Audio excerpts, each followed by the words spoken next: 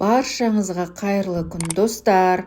Бүгін сіздермен өте дәмді дайындалатын, керемет пісетін пирожкидің рецептісімен бөлісетін боламын. Сіздер де осыны дайындап көріңіздер деп айтқым келеді. Міндетті түрде видеоны соңына дейін қараңыздар, және де каналыма тіркеліп, өздеріңіздің лайк, комментарияларыңызды басып өтіңіздер.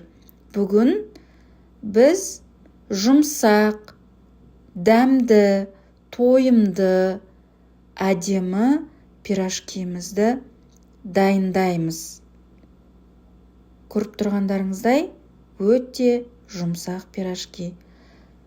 Ең алдымен қамырын жасаймыз. Ол үшін жылы сүт, жылы су, тұз, құмшекер, сұйық май және құрғақ ашытқыны саламыз. Қазіргі уақытта құрғақ ашытқыларды көтеріп, жылы жерге қою міндетті емес, бірден ұнды салып, қамырды илей беруге болады.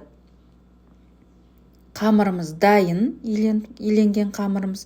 Енді осы қамырымызды жылы жерге 1-1,5 сағатқа қоямыз.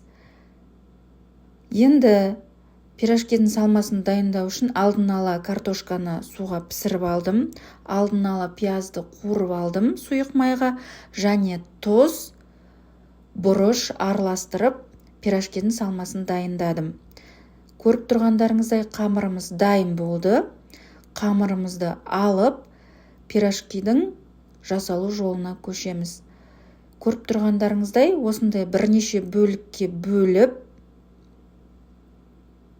қойдым, және осы бөлінген бөліктерді жайып, ортасына дайын болған салмамызды, яғни картошкамызды салып, пирожкиді түйеміз.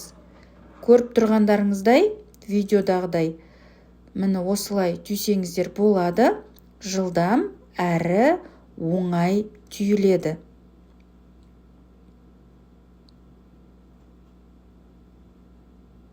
Міне көрсеңіздер болады. Өте әдемі және де оңай түйіледі. Енді осы пирожкиміз дайындалып жатқанда, біз алдын ала майымызды қойып, қыздырып, дайындап қоя берсек болады. Міне тағы да көрсеңіздер болады.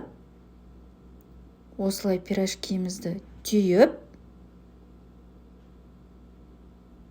пирожкилерімізді дайындаймыз.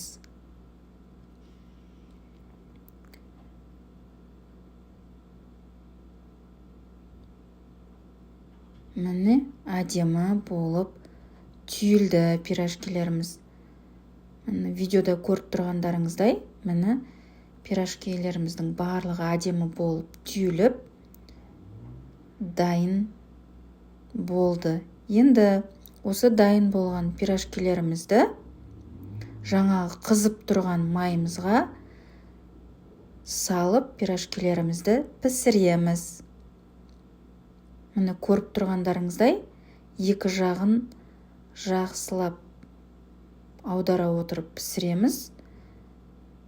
Міне майға салып пісіріп жатқан кезде байқасаңыздар, пирожкиміз өте әдемі көтеріліп жатыр. Міне көрсеңіздер, қараңыздар, өте әдемі болып көтеріліп, пирожкиміз әдемі болып пісті.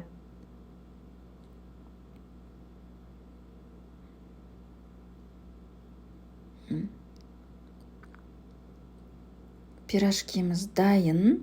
Міне көріп тұрғандарыңыздай, өте әдемі, өте жұмсақ, өте томпақ, әрі тез дайындалатын пирожкиміз дайын болды. Осы рецептпен дайындауға кеңес беремін. Дастарханымыз тек қана молшылық болсын, барлықтарыңызға ас болсын.